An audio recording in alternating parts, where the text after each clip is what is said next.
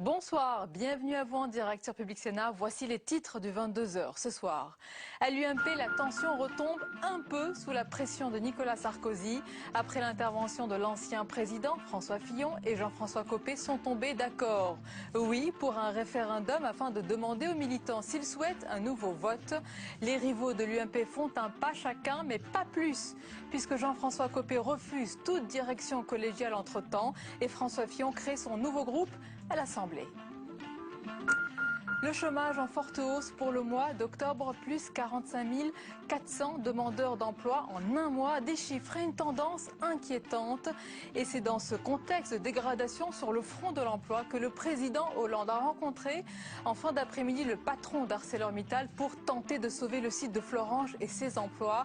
L'option de la nationalisation est sur la table. Notre invité pour en parler, il est ancien ministre de l'économie, vice-président de l'UDI, Jean Arthuis, dans un instant. Ils ont des années d'études derrière eux. Ils travaillent et s'investissent dans des secteurs de pointe. Ils sont la fierté de la France et pourtant ils se sentent peu ou pas considérés et se plaignent d'un statut précaire. Les chercheurs et en particulier les jeunes chercheurs français sont-ils mal aimés dans leur propre pays? Alors que s'achèvent ce soir les assises de la recherche et de l'enseignement supérieur, nous ouvrons le débat dans le 22h sur la recherche française, ses ambitions, ses applications concrètes et surtout ses moyens, bien sûr.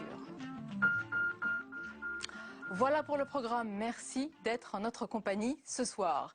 Après 10 jours d'un feuilleton rocambolesque, c'est le premier geste d'apaisement accompli aujourd'hui, à la fois par Jean-François Copé et François Fillon. Les deux hommes sont d'accord sur le principe d'un référendum pour demander aux militants s'ils souhaitent un nouveau vote. C'est peut-être l'esquisse d'un début de sortie de crise ce soir. Et pourtant, la journée avait mal commencé avec l'annonce d'un groupe parlementaire dissident côté Fillon, mais une intervention de poids a tout fait basculer, celle de Nicolas Sarkozy. On voit tout cela avec Julie Hulin. Peut-être l'espoir d'une sortie de crise à l'UMP, un référendum proposé aux militants pour ou contre une nouvelle élection. Les deux candidats acceptent cette idée, mais en revendiquent tous les deux la paternité. Dès ce matin, François Fillon réunissait 130 parlementaires et menaçait clairement de faire scission. Je demande à Jean-François Copé une nouvelle élection par les adhérents. Dans les 3 mois, dans l'attente de cette nouvelle élection, j'ai décidé, avec les députés qui me suivent, de constituer un groupe parlementaire qui aura pour nom le Rassemblement UMP. Au même moment, à l'Assemblée, le président du groupe UMP, soutien de Jean-François Copé, exhorte l'ancien Premier ministre à ne pas commettre l'irréparable. La création d'un autre groupe parlementaire, c'est l'irréparable parce que ça veut dire l'éclatement de l'UMP. Jean-François Copé refuse alors d'organiser un nouveau vote sous la pression d'un ultimatum.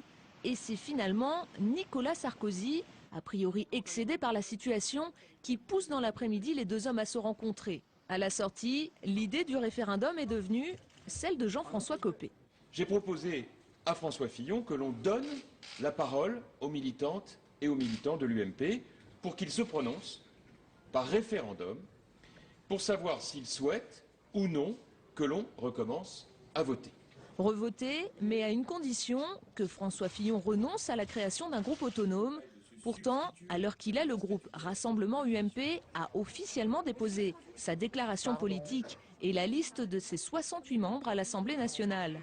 Le camp Fillon qui accepte l'organisation du référendum, mais à la condition que le vote soit supervisé par une instance indépendante et que d'ici là, une direction collégiale soit instaurée à la tête du parti. Copé, lui, souhaite rester président jusqu'à l'organisation de ce vote. Dans ces conditions, la fin du conflit semble encore bien loin. Et en attendant un éventuel nouveau vote, François Fillon a officiellement déposé ce soir la déclaration publique pour la création d'un nouveau groupe parlementaire à l'Assemblée nationale, le Rassemblement UMP, c'est son nom. Les députés fillonistes revendiquent un groupe de 68 élus. Alors qu'en est-il au Sénat à présent? Jean-Claude Gaudin, leur chef de file, est un partisan de Jean-François Copé, mais la majorité des troupes penche pour l'ancien Premier ministre. Alors on tente d'y voir plus clair avec Flora Sauvage. Oui à l'unité du groupe, mais à une condition, que l'on revote. C'est la position des sénateurs UMP à majorité pro-Fillon. Nous, on veut revoter. Voilà, c'est tout. C'est facile, revoter. C'est revoter.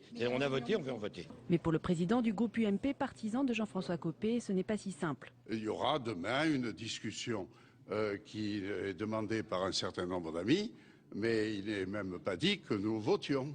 Car les sénateurs fillonistes souhaitent réorganiser un vote auprès des adhérents de l'UMP. Il faut ouvrir des perspectives et je ne vois pas comment on peut agir différemment que de redonner la parole aux adhérents de l'UMP. Au Sénat, contrairement à l'Assemblée nationale, la question de la scission du groupe UMP ne se pose pas, les fillonistes étant majoritaires. Les députés ont la tête peut-être un peu plus près du bonnet, ils s'excitent facilement.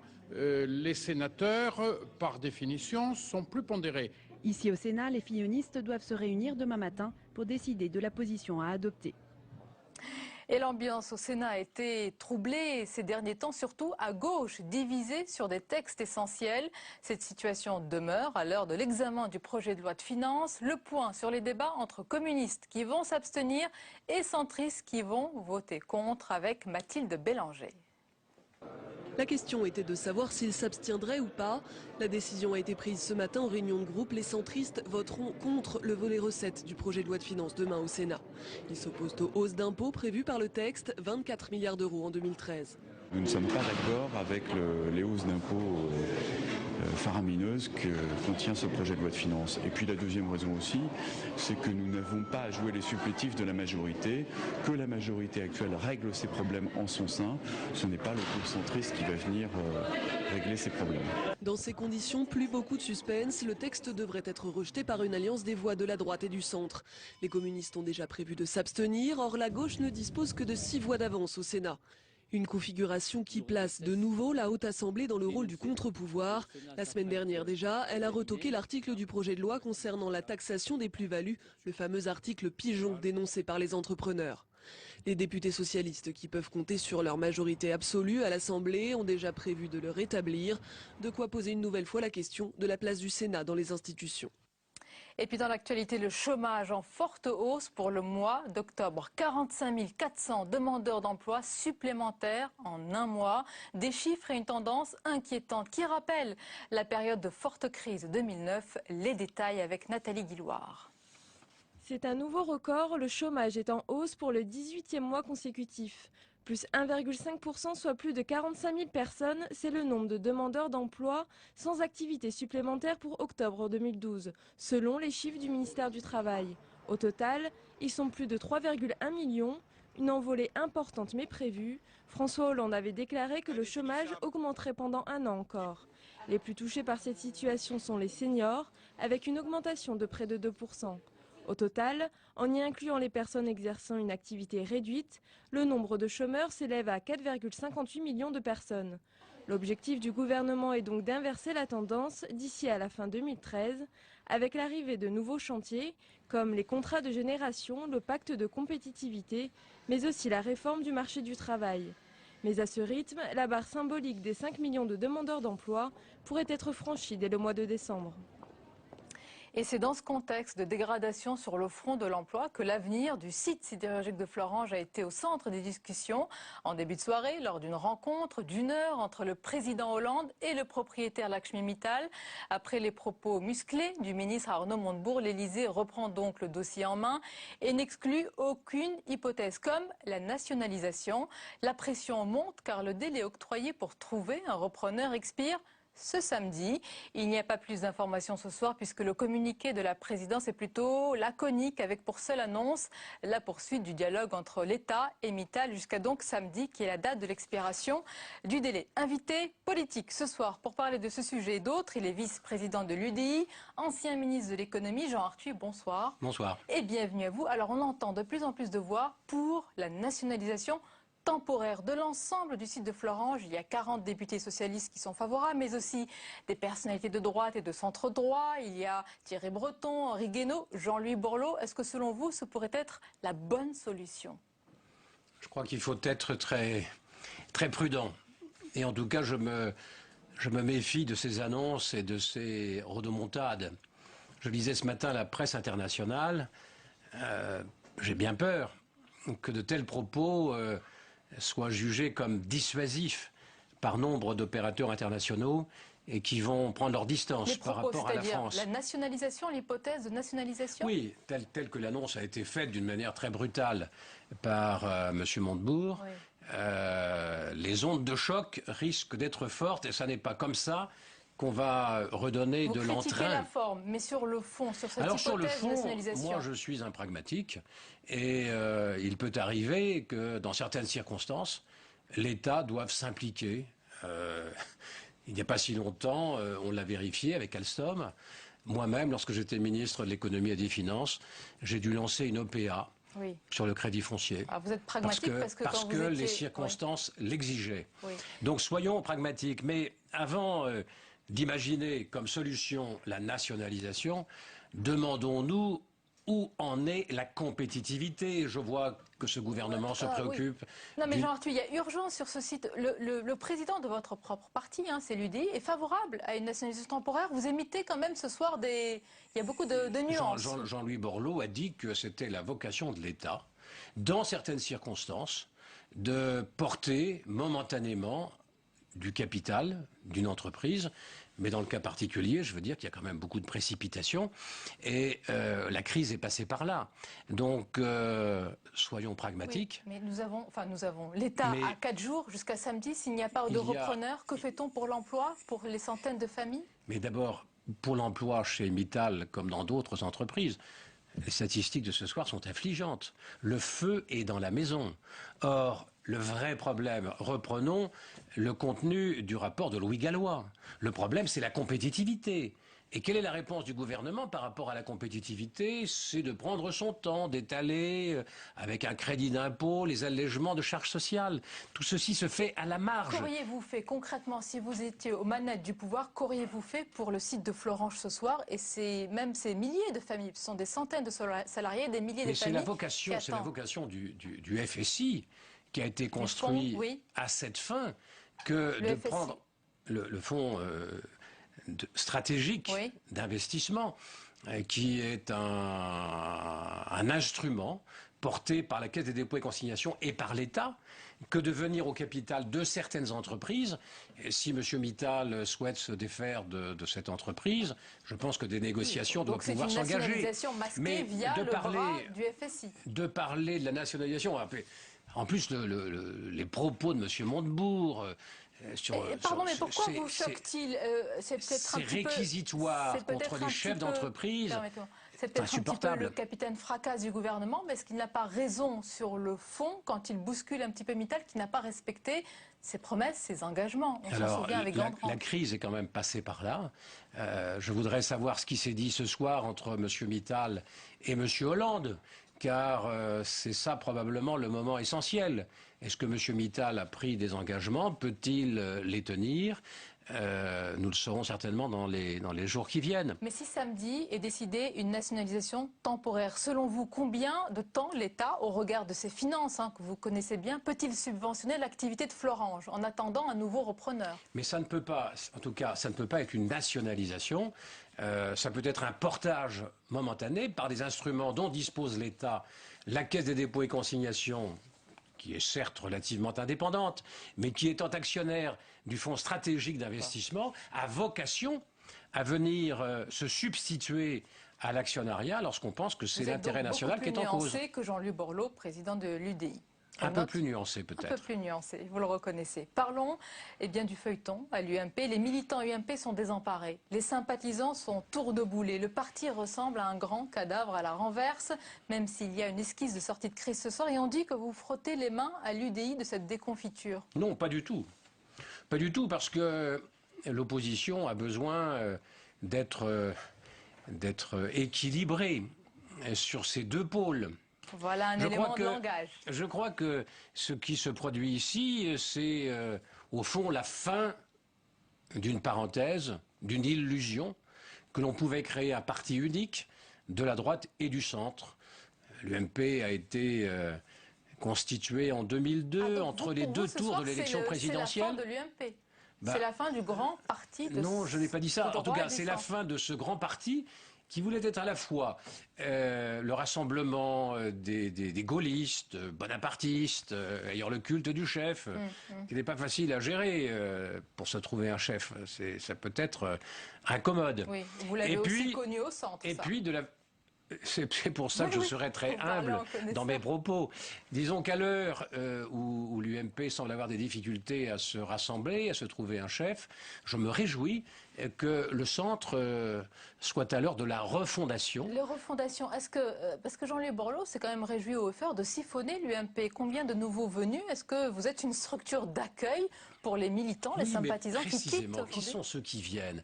C'est des gens qui avaient issus du centre, de l'UDF, et qui avaient cru que peut-être leur destin c'était le parti unique. Or, lorsque l'UMP a dû se trouver un nouveau président, je n'ai pas entendu la moindre intention de candidature de la part de celles et ceux qui étaient venus de l'UDF, qui étaient venus du centre pour constituer l'UMP. Donc je crois que c'est la fin de cette parenthèse. Ce qu'il faut, c'est que chaque élément, chaque pôle de l'opposition soit solidement constitué et que surtout s'engage le débat de fond. Bien sûr, mais demain, s'il y a il y a ce soir un groupe filloniste à l'Assemblée, si demain il y en a un au Sénat, entre une droite modérée et un centre droit que vous représentez, comment va-t-on vous reconnaître? Et comment allez-vous vous reconnaître? Vous portez la même politique. Je pense que l'UMP doit pouvoir se rassembler sur ses bases essentielles. Je pense que notre famille, en tout cas, est dans une position de rassemblement, de refondation, que ceci suscite de l'adhésion, il n'y a pas de doute. Combien? Chaque jour, écoutez, c'est de l'ordre du millier chaque jour, 1000 de nouveaux adhérents, chaque jour. Mais ce ne sont pas forcément des parlementaires, ce sont des femmes et des hommes qui ont envie de s'impliquer dans une démarche politique, de préparer les prochaines élections municipales, de parler concrètement des problèmes que nous avons à régler. Et vous les accueillez à l'UDI. Regardez cette une, Jean Arthus de l'hebdomadaire, Le Point, apparaître, ce sont les haines, les grandes haines. Alors de droite, c'est un peu un univers impitoyable, et quand on dit univers impitoyable, ça vous fait penser à quelque chose forcément. Regardez. Ton univers impitoyable,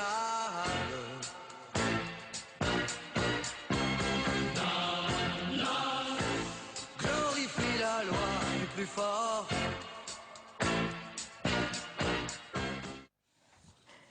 Voilà, JR est mort, mais Dallas continue. On retrouve sur notre plateau Caroline Deschamps. Bonsoir Caroline. Bonsoir Sonia. Comme tous les mardis, c'est la chronique nette d'infos. Et ce soir, on parle... Cochon qui s'en dédie, Sonia, je m'étais juré de ne pas en parler, mais impossible de faire une contre-programmation. Les réseaux sociaux, les journalistes, nous sommes tous shootés à l'UMP. Il faut dire que chaque jour révèle son lot de rebondissements, et comme dans toutes les bonnes séries, on devient vite accro. D'ailleurs, les internautes ne se sont pas gênés depuis une semaine pour parodier la bataille Copé-Fillon, version Dallas, on l'a vu, Copé en JR, et Fillon en Bobby et Wing, ou version les feux de l'amour devenus les feux de la droite sur Twitter. Alors, dernier épisode en date, vous en avez parlé, le référendum sur un revote pour éviter le RUMP. Alors derrière le RUMP, derrière l'allitération se cache une tentative d'apaisement entre deux frères ennemis, avec l'intervention dans l'ombre de la figure tutélaire de Nicolas Sarkozy. Mais ce qui a déclenché le plus de réactions sur Twitter, c'est donc la création par François Fillon d'un groupe dissident, Rassemblement UMP, à l'Assemblée nationale. Du côté de ses partisans, on applaudit, non sans humour. Lionel Tardy qui tweet « Il est plus qu'urgent de faire chambre à part ». Christine Boutin s'essaye elle aussi à la blague sur Twitter. François Fillon devenu Fanfan la menace. Tout compte fait, le mot d'esprit est un art que tout le monde ne possède pas, Sonia. Mais Caroline, pourquoi le rassemblement UMP, c'est le nom de ce groupe dissident à l'Assemblée, pourquoi il déclenche l'hilarité sur Twitter? Après la COCOE, vous savez, la commission électorale de l'UMP, la CONAR, la Commission nationale des recours, et donc voici venu le temps du RUMP. Et dès ce matin, des petits malins ont eu la bonne idée de taper le sigle du parti dissident de François Fillon sur Google. Et là, le net s'esclaffe. RUMP en anglais, donc ça se dit rump, signifie croupion et correspond également au morceau de viande que l'on connaît sous le nom de rumsteak. Il y a donc eu un enchaînement de blagues avec les twittos qui ont recommandé de taper une recherche image sur le net. Et là, qu'est-ce qu'on découvre? Aïe aïe aïe, des photos de popotins aguicheurs et de steaks sanglants. Alors au-delà de l'humour potache, les commentateurs, comme les internautes, notent que le duel Fillon-Copé profite au FN, mais également à l'UDI, le parti de Jean-Louis Borloo, 1000 adhérents par voilà, jour. qui Il faudra visiblement vérifier. enregistre de nombreux adhérents. On a du mal à le vérifier quand même. Donc à cette occasion, je ne résiste pas à l'envie de vous faire découvrir un petit extrait du clip officiel Je suis UDI sous fond de Boléro de Ravel. Regardez. J'aime les idées neuves et je combats les dogmes. Je suis républicain, démocrate et patriote. Je viens de loin, mais aujourd'hui je suis là. Ma famille a forgé la nation, ma famille a bâti l'Europe, nous avons installé la République, nous l'avons toujours défendue quand elle était menacée. C'est un vrai. Oui, oui, c'est sur le site de l'UDI. Vous avez de l'humour aussi à l'UDI. La preuve. Et pourquoi voulez-vous qu'on s'en prive? Vous avez raison. Alors RUMP, oui, c'est pas très heureux comme nom. UDI, non, en anglais, vous avez vérifié, il n'y a pas de... On va taper UDI. Faire attention quand même. Sinon, on le saurait déjà. Pas de changement de nom, en tous les cas, mais de nouveaux adhérents. Oui, ce qui est prometteur. Maintenant, la vraie question, c'est de savoir comment on sort de cette crise. 46 000 nouveaux chômeurs. Le feu est dans la maison. Moi, ce qui me trouble, c'est ce matraquage médiatique. Enfin, on a l'impression qu'il n'y a plus que ça. Et derrière tout cela, est-ce que ça n'est pas l'obsession présidentialiste qui est en cause? Comme si, dans la vie politique française, seul comptait l'élection à la présidence de la République. Ça, on peut dire que c'est commun à tous les partis. On est déjà en 2017. Mais comment sortons de cette crise? J'entends quelquefois le président de la République nous dire que le pire est derrière nous. C'est pas vrai. Nous avons des réformes gigantesques à entreprendre. Et c'est là que le politique va devoir se ressaisir et coller à la réalité, sortir du déni de réalité. Voilà pour votre appel. Merci beaucoup, Jean Arthuis, d'avoir été notre invité ce soir. Merci beaucoup, Caroline Deschamps, pour toutes ces informations. Suite au prochain épisode. Et bien sûr, je vous attends mardi sur le même sujet, probablement.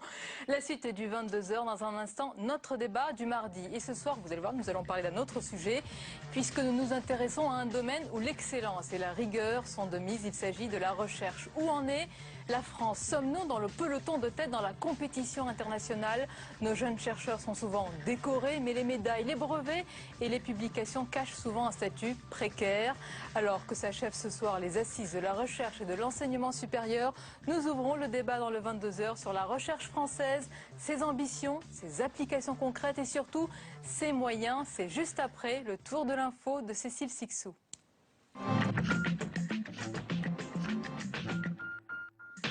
Interroger Jean-Noël Guérini sur un dossier à caractère mafieux, c'est pour cette raison qu'une nouvelle fois, un juge aurait demandé la levée de l'immunité parlementaire du sénateur socialiste. Il enquête sur des marchés publics dans les Bouches-du-Rhône. Le Sénat examinera sa demande le 12 décembre. François Hollande est optimiste pour l'économie européenne. Lors d'une conférence de presse commune avec le Premier ministre belge, Elio Di Rupo, le président de la République a estimé que la résolution de la crise grecque allait permettre de lever tous les doutes sur l'avenir de la zone euro. Sur le dossier syrien, Dimitri Medvedev ne cache pas son différend avec la France. En visite de travail de 2 jours, il a rencontré François Hollande et Jean-Marc Ayrault. Le Premier ministre russe a marqué son désaccord avec Paris sur la reconnaissance de l'opposition syrienne. Jeudi ou vendredi prochain, quand la question sera posée, la France répondra oui par souci de cohérence. Sans grande surprise, Laurent Fabius a annoncé cet après-midi à l'Assemblée nationale que la France allait voter en faveur de la reconnaissance de la Palestine comme État non membre à l'ONU, un statut rehaussé car jusqu'à présent elle n'était qu'une entité observatrice. La demande sera examinée jeudi et pour être adoptée, une majorité simple suffit, soit 193 membres. En cas de succès, Mahmoud Abbas se dit prêt à engager des pourparlers avec Israël. 8 ans après sa mort, le portrait de Yasser Arafat s'expose toujours sur les murs des villes des territoires palestiniens. À Ramallah, ce matin, c'est sa tombe qu'on ouvrait pour savoir si oui ou non, comme le croit sa femme, il a été empoisonné. Les prélèvements ont été faits sur place par des experts internationaux dans le cadre d'une enquête française. Les résultats devraient être connus dans 3 mois. Si la thèse de l'empoisonnement est confirmée, les dirigeants palestiniens ont d'ores et déjà annoncé qu'ils saisiraient la Cour pénale internationale. La bataille de l'UMP n'a pas seulement fait sortir du bois Nicolas Sarkozy. Pour Plantu du Monde, elle a même réveillé les morts.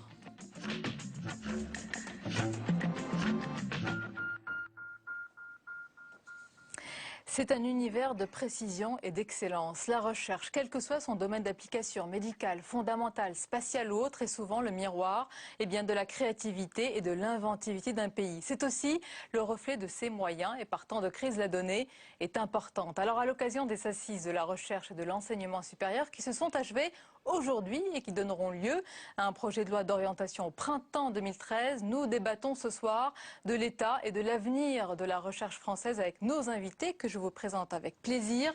Marie-Christine Blandin, bonsoir. Bonsoir. Bienvenue, vous êtes sénatrice écologiste du Nord, vous êtes présidente de la commission de la culture, de l'éducation et de la communication. Avec nous également Alain Milon, bonsoir. Bonsoir. Vous êtes sénateur UMP du Vaucluse, vous avez notamment travaillé sur l'un des aspects de la recherche, c'est la recherche en psychiatrie, également sur l'embryon et sur les cellules souches. Avec nous, Alain Trottmann, bonsoir. Bonsoir. Vous êtes directeur de recherche du CNRS, fondateur de l'association Sauvons la recherche. Merci d'être là. Avec nous également, Hélène Dufuller-Vial, bonsoir. Bonsoir. Vous êtes présidente de la Confédération des jeunes chercheurs. Voilà pour nous inviter. Alors avant de commencer notre débat, je vous propose de regarder ce reportage de notre journaliste Paul Bouffard, qui s'est rendu au département immunologie de l'Institut Cochin. Il est allé à la rencontre des chercheurs dans votre département. Alain Trottmann, on regarde cela ensemble. Département immunologie de l'Institut Cochin. Dans cette équipe, une quinzaine de chercheurs s'activent sur l'étude des cellules sanguines. Kitri vient tout juste d'achever sa thèse. Après 9 années d'études, la jeune scientifique ne voit aucun débouché dans la recherche. Elle préfère tout simplement arrêter. En France, quand un chercheur finit sa thèse, il n'espère pas grand-chose. Je pense qu'il y a un grand pourcentage de personnes, je n'ai pas le chiffre, mais qui décident d'arrêter la recherche après leur thèse, ou en tout cas d'arrêter la recherche publique. C'est une bonne partie qui finalement est déçue et choisit de ne pas continuer dans la recherche. Et l'avenir qui se profile devant moi dans la recherche, c'est un avenir où je risque d'enchaîner des contrats à courte durée. C'est la hantise de Kitri, tomber dans la spirale des contrats précaires. Une aberration aussi pour son chef, Alain Trottmann. Au CNRS, par exemple, pour décrocher un poste de titulaire en recherche, il faut attendre 6 à 11 ans. Ce qui est un problème, c'est que la partie du travail qui est effectuée dans les laboratoires par des gens sur contrat précaire est en train d'exploser. C'est-à-dire que, par exemple, à l'INSERM, il y a quelques années, en 2005, il y avait à peu près 12% des gens qui étaient sur contrat précaire. Maintenant, c'est 28%. Et donc, ça veut dire qu'on a besoin de ces gens-là pour que le travail soit fait, mais pour des raisons clairement idéologiques, en tout cas sous le gouvernement précédent, ils préfèrent que ce soit fait par des gens sur contrat précaire parce qu'a priori, ils sont payés moins cher et ils sont plus dociles.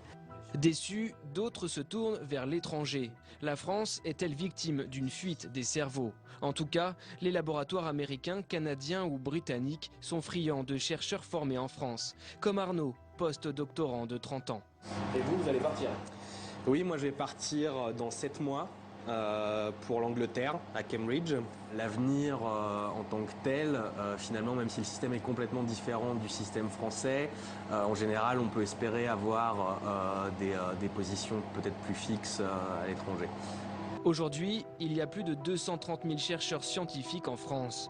Mais les vocations se font rares, crainte majeure pour tous les laboratoires. Et retour sur le plateau avec nos invités. Alain Trottmann, on a filmé chez vous, dans votre département. Ça ne vous a pas étonné, les dires de vos chercheurs? Certains sont découragés, d'autres veulent partir. Et vous l'avez dit avant. Ça reflète tout simplement la réalité, c'est-à-dire qu'il y a un certain nombre des jeunes qui ont fait une thèse, qui vont faire un postdoc à l'étranger. Il y en a qui décrochent, le pourcentage qui décroche est beaucoup plus important que ce qu'il y avait il y a quelques années. Hélène Dufuller-Vial, je l'ai dit, vous êtes présidente de la Confédération des jeunes chercheurs. On dit vraiment que leur statut est précaire, qu'il n'est pas enviable. Est-ce qu'on exagère? Est-ce qu'on noircit le tableau? Est-ce que c'est une vraie réalité telle qu'elle est présentée dans ce reportage? Oui, tout à fait. La précarité des jeunes chercheurs est dénoncée depuis des années. Il y a un vrai problème lié à la contractualisation dès le doctorat, parce qu'il faut savoir qu'actuellement, il y a encore, notamment en sciences humaines et sociales, 40% des doctorants qui travaillent, qui sont chercheurs, qui participent à la production scientifique du pays et qui ne sont pas financés, qui ne sont pas contractualisés. Derrière après obtention d'un doctorat, les jeunes chercheurs commencent un parcours du combattant pour essayer de décrocher un poste pérenne. Et parfois, cette période de précarité peut durer jusqu'à 12 ans. Alors, il y a les jeunes chercheurs, on va parler de la recherche aussi en général. Marie-Christine Blandin, où est-ce qu'elle en est aujourd'hui de la recherche française? Est-ce qu'elle continue de figurer en bonne place dans la compétition internationale? Parce qu'il y a des médailles, il y a des brevets, il y a de nombreuses publications. Il y a aussi un aspect positif qu'on doit souligner ce soir. La recherche française est foisonnante. Son apparition à l'international pourrait être bien meilleure si même les politiques se tournaient un peu plus vers les autres pays. Or, les dispositifs, mais oui, les dispositifs de mobilité des chercheurs, de mobilité des étudiants, simplement de remboursement de leur nuitée d'hôtel, etc., ou de représentation dans des colloques, ne sont pas suffisamment épaulés. Mais nos chercheurs sont reconnus et ils sont convoités. Alors, Alain Million, oui. Est-ce que nos communautés scientifiques sont présentes et remarquées dans tous les champs scientifiques? J'ai parlé tout à l'heure du travail que vous avez mené sur l'aspect de recherche en psychiatrie. Nous sommes présents dans tous ces champs scientifiques élargis? Oui. Les chercheurs français sont reconnus pour leur qualité. L'esprit scientifique français est reconnu, la recherche française marche bien, et surtout en psychiatrie et dans les recherches sur les cellules souches dont nous parlerons peut-être. Moi, ce que je voudrais ajouter, c'est qu'il y a une situation pour les doctorants et pour les postdocs qui n'est pas facile. C'est évident, j'ai moi-même ma fille qui est chercheur et qui est partie en Suisse, donc il y a vraiment des problèmes à ce niveau-là. On ne peut malheureusement pas consacrer tout l'argent nécessaire à ce projet-là. Et c'est, à mon avis, le problème dramatique. La France est actuellement le 5e pays au monde à consacrer 2,25% de son produit intérieur brut à la recherche. C'est peut-être encore insuffisant par rapport aux États-Unis, au Japon ou à l'Allemagne. C'est beaucoup plus que la Grande-Bretagne. Mais il y a peut-être des statuts différents à trouver, des méthodes de paiement des chercheurs et des jeunes chercheurs en particulier à trouver, qui ne sont pas trouvés pour l'instant. Alain Trottmann, est-ce que ce sont ces aspects, parce qu'il faut aller encore plus loin et bouleverser toute la politique de recherche? Vous aviez été sévère il y a quelque temps avec le précédent gouvernement, je cite votre phrase, vous disiez: la politique actuelle, en tournant complètement le dos à ses principes, nous mène droit dans le mur, vers une recherche désarticulée, octant au rythme de la conjoncture politique immédiate. Nicolas Sarkozy a amplement démontré son savoir-faire en matière d'annonces non suivies des faits. Son ignorance, c'est vous qui le dites, abyssale des principes du fonctionnement de la recherche. S'il est réélu, l'avenir de ce secteur d'activité sera extrêmement sombre. Il n'a pas été réélu. Et depuis, est-ce que le nouveau gouvernement répond davantage à vos préoccupations? Pas autant que j'aurais pu le souhaiter. C'est sûr qu'il y a une différence très importante entre la façon dont le pouvoir politique parle aux chercheurs du temps de Sarkozy et maintenant, c'est qu'on sentait très clairement de la part de Nicolas Sarkozy un profond mépris pour les chercheurs. Il a fait notamment un discours en janvier 2009 qui a fait exploser beaucoup de laboratoires. Alors, François Hollande, vous avez un beau discours, mais les actes derrière, est-ce qu'ils suivent? De ce point de vue-là, il y a une grosse différence. Du point de vue acte, je suis très déçu. Et j'aimerais insister sur le fait que ce que nous demandons, c'est pas de faire exploser les moyens de la recherche. Je suis parfaitement conscient qu'on est dans un contexte de crise et que tout le monde on peut pas augmenter les moyens pour tout le monde. Je dis qu'avec le budget actuel, il est possible de travailler beaucoup mieux. Et sur un point particulier qui me paraît très important, actuellement, dans les laboratoires, comme je le dis dans le reportage, une bonne partie du boulot est fait par des gens qui sont sur contrat précaire. Ces gens-là sont payés. Ils sont payés sur les deniers de l'État. Et donc, si au lieu d'être précaires, on leur avait proposé un poste, ils avaient réussi des concours, eh bien, ils continueraient de payer. Et quand on commence la carrière de chercheur, on le paye à peu près au même niveau. Donc, ça ne coûterait pas plus cher. Mais c'était, de la part de Nicolas Sarkozy, une question idéologique. Nous ne voulons pas qu'il y ait plus de personnel dans les services publics. Il faut faire maigrir les services publics. Et je dis, moi, à Madame Fioraso, je vous rappelle, Madame Fioraso, que vous êtes ministre de la Recherche et de l'Enseignement supérieur. Oui. Que vous êtes une ministre socialiste et que elle l'a oublié. Et que j'ai pas beaucoup entendu parler d'une réponse donnée à une question qui a été posée des centaines de fois. Quand est-ce qu'il y aura un plan pluriannuel pour l'emploi qui annonce des postes, les créations de postes dans l'enseignement supérieur et la recherche? Encore une fois, je voulais juste dire que ce n'est pas une mesure qui va coûter cher. Oui, et on va peut-être souligner aussi un aspect positif, c'est assez rare, hein, le budget de la recherche. On a vu tout à l'heure les chiffres passer, Marie-Christine Blandin, il est maintenu. Il a même 2,2% d'augmentation. C'est le budget de la mission interministérielle de recherche et d'enseignement supérieur. Il atteint les 23 milliards d'euros. Il est maintenu, contrairement à d'autres budgets comme la culture, etc. Donc ça, c'est un point positif. C'est un point positif, mais le travail de reventilation des dispositifs à l'intérieur n'a pas été fait. Et je prendrai un exemple qui est hélas cher à beaucoup d'acteurs et de parlementaires, c'est le crédit d'impôt recherche. Il est inconditionnel. Quelqu'un qui met des millions pour une balle traçante qui déchire les chairs en pénétrant sur une ligne de fond, il touche le million de défiscalisation. C'est quand même scandaleux. Alors qu'on a des résorptions de précarité à faire, alors qu'on a de la consolidation de laboratoires dans la durée à faire, on continue à aller vers ce système et on continue le financement au projet. Alain Milon, est-ce qu'il ne faut pas aussi réorienter le budget de la recherche, en tous les cas, réorienter différemment? Vous avez travaillé, je l'ai dit, sur la psychiatrie, sur la recherche en psychiatrie, et vous dites que seuls 2% du budget de la recherche sont consacrés à la maladie psychiatrique qui touche pourtant, je crois, 1 Français sur 5 durant sa vie. C'est incroyable, cette disproportion. Oui, c'est absolument incroyable. Je l'explique parce que c'est empirique, parce que ça s'est fait comme ça depuis longtemps, et parce que peu de gens ont pris conscience de l'importance de la maladie psychiatrique sur l'impact que ça peut avoir sur la société et sur la sécurité sociale en particulier. C'est vrai que la recherche en matière de psychiatrie est le parent pauvre de la recherche médicale. On parle là de crédits qui sont des crédits mairie, c'est-à-dire des crédits de l'action santé, de la sécurité sociale, non pas des crédits du ministère de la Recherche. Donc on est dans 2 domaines différents. Nous avons d'ailleurs demandé avec Jackie Lemaine que les crédits mairie aillent directement dans la recherche et ne soient plus des crédits sécurité sociale, de manière à laisser la santé d'un côté et la recherche de l'autre, et pour pouvoir évidemment abonder l'ensemble des recherches. Je voudrais revenir sur ce qu'a dit monsieur, parce que ça me semble important. Il y a en effet un problème de gestion de ressources humaines. Ça, c'est une évidence qui est peut-être un petit peu difficile. On l'a fait dans nos collectivités territoriales. Progressivement, on a supprimé... C'est-à-dire gestion de ressources humaines, concrètement supprimer tous ces emplois précaires pour les remplacer par des emplois pérennes. Et c'est relativement facile et ça ne coûte pas plus cher qu'un emploi précaire, bien au contraire. Même. Sauf que la explosion, c'est M. Sarkozy qui en est responsable. Il n'est plus là, de toute façon. On va gérer la suite. Je ne suis pas sûr que dans 5 ans, on n'aura pas le même discours ou la même conversation. Je voudrais dire aussi qu'au point de vue des crédits, les crédits cette année sont relativement stables. Ils ont quand même augmenté de 19% entre 2007 et 2012. Bon.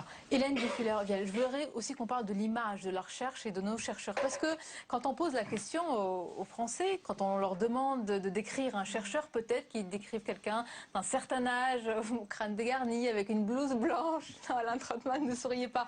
Mais il y a de plus en plus de jeunes chercheurs. Ils sont de plus en plus jeunes, ils s'investissent, ils consacrent énormément de temps. Il y a un nouveau profil aussi de la recherche. Beaucoup de jeunes femmes qui sont récompensées. Sans doute, ça a été dénoncé d'ailleurs dans les assises, peut-être pas assez. Il faut toujours faire plus pour évidemment la parité, oui. Oui, ça a été souligné ce matin pendant les assises. Donc, est-ce qu'il y a un nouveau visage du chercheur? Je ne sais pas, je ne suis pas sûre. Je pense qu'il y a toujours une certaine méconnaissance de ce qu'est un chercheur dans la société. C'est quoi un chercheur, dites-nous? Un chercheur, en tout cas un jeune chercheur, ce n'est pas ce qu'on peut s'imaginer, c'est-à-dire une espèce d'étudiant attardé qui n'arrive pas à quitter la sphère universitaire. C'est quelqu'un qui travaille, qui qui publie, qui communique, qui produit. Il y a des applications concrètes. Qui donne des enseignements souvent, qui est vraiment producteur de savoir, qui développe un panel de compétences très larges qui peuvent donc après être... toucher à la vie quotidienne des gens. Oui. Quand il s'agit des maladies, quand il s'agit d'autres éléments, c'est très important de le dire, c'est du concret. Oui, puis c'est un développement de compétences qui peuvent après être réutilisées hors de l'enseignement supérieur et de la recherche, qui peuvent être valorisées à l'extérieur, qui doivent être valorisées à l'extérieur. Alors, il y a l'image du chercheur, et selon vous, Alain Trottmann, quelle perception ont les Français de la recherche? Quelle image ont les Français des chercheurs? Est-ce qu'ils sont enthousiastes? Est-ce qu'ils sont méfiants? Est-ce que vous avez quelques éléments? Bon, moi, je ne suis pas spécialiste des sondages, mais je sais que l'opinion des chercheurs en général est plutôt positive.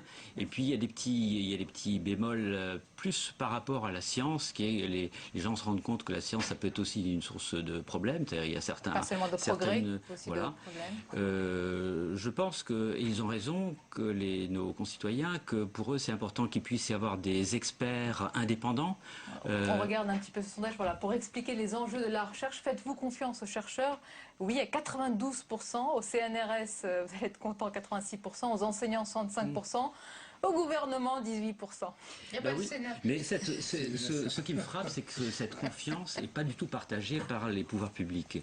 Et je crois qu'un des problèmes qu'on a eu notamment dans la période précédente, c'est justement que nous, les chercheurs, on a l'impression que le gouvernement se méfiait de nous et qu'il mettait en place tout un système pour vérifier qu'on n'allait pas truander, qu'on n'allait pas ne rien faire ou détourner, etc. C'est pas de la parano, non, c'est une réalité.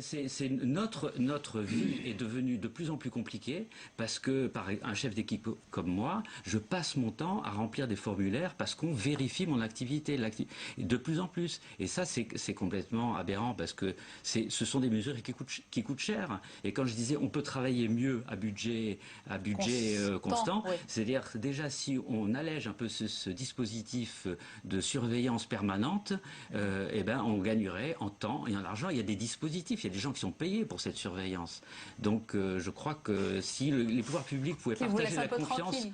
Mais on ne demande pas un blanc-seing, c'est une notion très importante. Nous, on est très évalués et on trouve normal, on utilise l'argent public, il est normal qu'on nous évalue. Il y a des domaines qui sont très sensibles, on a parlé de l'embryon, on a parlé des OGM, des cellules souches qui sont très encadrées. Alain Milon, est-ce que vous pensez qu'en France, on peut aller plus loin sur ces domaines-là? Est-ce qu'il y a un principe de précaution par rapport à d'autres pays qui empêche la science et la recherche d'aller plus loin? Dans certains domaines, il y a un principe de précaution qui est très fort, en effet, beaucoup trop lourd et beaucoup plus important que dans d'autres pays. Si on reprend les recherches sur les cellules souches embryonnaires en particulier, c'est clair que pour l'instant, même le Parlement n'a pas suivi les propositions de son rapporteur à l'époque et que les cellules souches embryonnaires sont toujours en interdiction de recherche, sauf autorisation spéciale. Alors que nous aurions tous souhaité, certains auraient souhaité que ce soit une... Oui, non, on met ça sur le dos du principe de précaution, puisque c'était des principes religieux qui ont fondé une majorité contre ce projet, bien avant que même le terme principe de précaution ne soit utilisé. Disons qu'il y a beaucoup de précautions autour de ces thèmes-là. Dans la Constitution pour les innovations technologiques pouvant présenter un risque. En tous les cas, c'est une réalité. C'est une réalité, mais voilà. dans le même temps, pour revenir sur ce qu'il disait M. Trottmann, il faut quand même contrôler l'activité des chercheurs. Mais il ne dit pas autre chose. Je sais bien, mais il le dit avec excès. Mais dans les OGM, par exemple, il faut quand même essayer de faire en sorte de ne pas laisser faire n'importe quoi, n'est-ce pas, madame? En un mot, c'est un tour de table pour terminer. Dans la recherche sur les gaz du schiste, il faut peut-être aller plus loin pour essayer de trouver des méthodes. En un mot, selon vous, c'est un tour de table. Est-ce que selon vous, la France est une terre, un pays de recherche? Non, je veux bien répondre. Allez-y, c'est un tour de table. Moi, je pense qu'en France, on a des outils, notamment le CNRS, qui est quelque chose d'unique et qui est une structure qui est reconnue au niveau international, très connue, dans laquelle on recrute beaucoup d'étrangers. La France, moi, je voudrais parler des sciences humaines et des sciences économiques où on est très performant, mais dans l'alternative. Hélène Dufeil-Hervial, oui.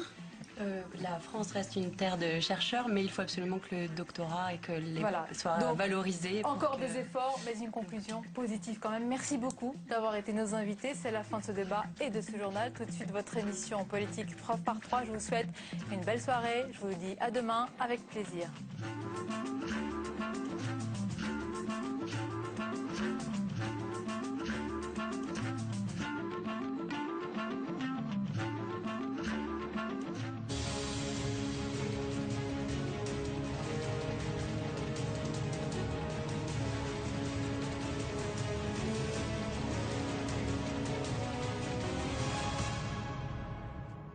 Pascal Durand, le secrétaire national d'Europe Écologie Les Verts, est l'invité de Preuve par 3. Bonsoir. Bonsoir. Et merci d'être avec nous, alors que la tension est persistante entre votre formation et Matignon, au sujet bien sûr du projet de nouvel aéroport pour Nantes. Les déchirements à l'UMP n'arrivent pas tout à fait à masquer ce que d'aucuns qualifient votre schizophrénie. Vous pourrez répondre sur ce point, Pascal Durand. Mais d'autres sujets se profilent à l'horizon qui pourraient mettre à rude épreuve votre solidarité gouvernementale. Je pense à la transition énergétique, avec notamment ce débat sous haute tension qui s'ouvre jeudi.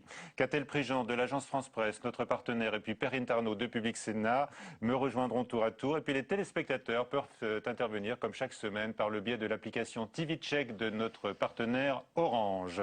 Alors Pascal Durand, vous allez être reçu ce mercredi par François Hollande, qui consulte tous les chefs de parti dans le cadre de la commission Jospin sur la réforme de la vie politique. Est-ce que ce sera une rencontre sous haute tension pour vous? Non, certainement pas. Enfin, moi, j'ai le plus grand respect pour la personne du président de la République et pour la fonction. Donc, ça ne sera pas sous haute tension. Ça sera en revanche le moment et le lieu d'un échange et d'un débat respectueux des règles républicaines, mais démocratiques. Je pense qu'au sein de la majorité, il y a un certain nombre de points que nous avons nécessité d'évoquer ensemble. Donc vous attendez des clarifications? Oui, ou même tout simplement du débat. Vous savez, par exemple, sur Notre-Dame-des-Landes, vous évoquiez rapidement dans les titres cette question-là. Sur Notre-Dame-des-Landes, ça fait quelques semaines que j'attire l'attention et du président de la République et du Premier ministre, et plus largement de leur service, sur la nécessité d'ouvrir un dialogue. Et donc je vais il y a une commission rappeler qui ça. vient d'être créée pour ça. Mais je me réjouis, après on dira deux mots sur les conditions dans lesquelles cette commission peut fonctionner, mais nous demandions, nous, la désignation d'une médiatrice ou d'un médiateur depuis plusieurs jours.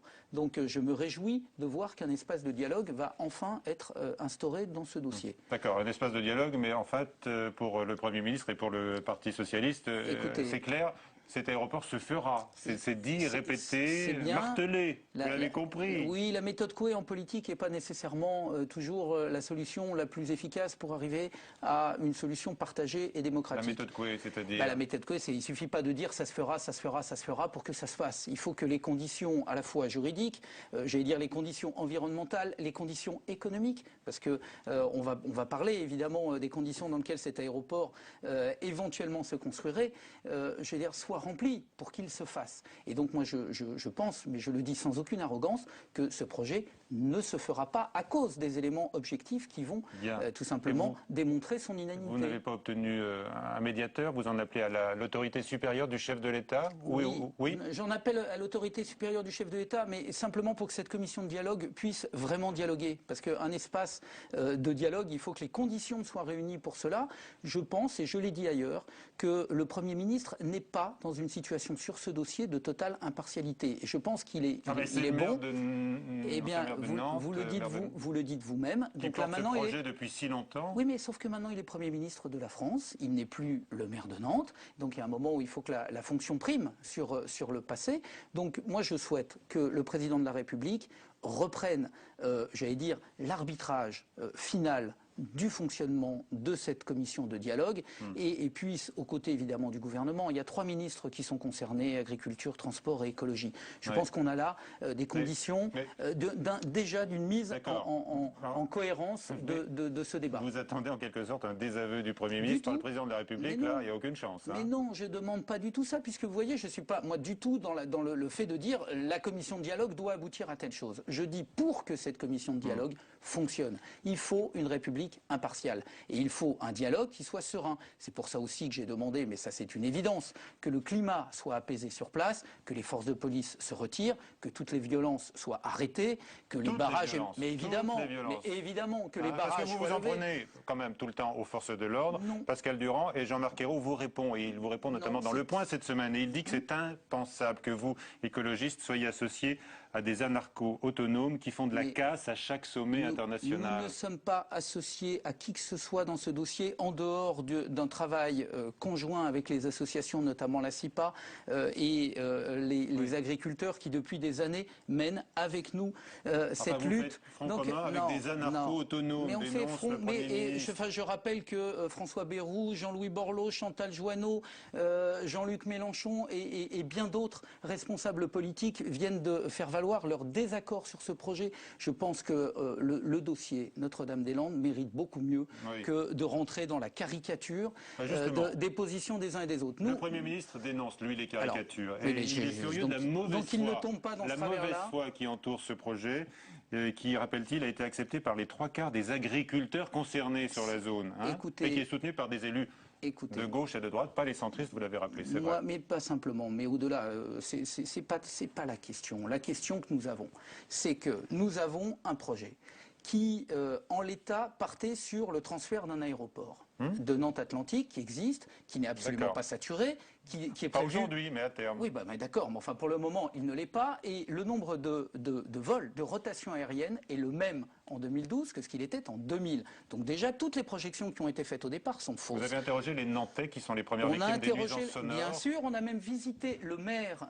avec le maire de la commune qui est à côté, sur lequel se situe l'aéroport, a fait la visite avec nous et a rappelé à quel point elle tient à ce que cet aéroport reste dans cette commune, ne serait-ce qu'eu égard aux emplois qui y sont. Donc là non plus, ne caricaturons pas. Simplement, ce que je rappelle, c'est que cet aéroport Nantes-Atlantique existe, que le nouvel aéroport aurait vocation à détruire près de 2000 hectares et à désenclaver le Grand Ouest. Mais il y a d'autres moyens de désenclaver. Tous les anciens ministres des L'aéroport, Transports, il existe, et donc il n'est pas enclavé, puisqu'il y a encore plus d'1 million de passagers qui peuvent le prendre. Donc on est très très loin d'être enclavé. Par ailleurs, il y a 560 millions à investir. Moi j'aimerais qu'on arbitre le fait de savoir si ces 560 millions, ils ne seraient pas plus utiles, par exemple en développant une nouvelle ligne TGV et une nouvelle gare TGV qui permettent d'aller plus rapidement de Nantes à Orly ou à Roissy, par exemple. Voilà. Jean-Marc Ayrault ne manque pas d'arguments de son côté, où on écoute les votes. Et il dit notamment que tous les anciens ministres des Transports, de droite, de gauche, vous avez vu, il énumère toute la liste des ministres. C'est très bien.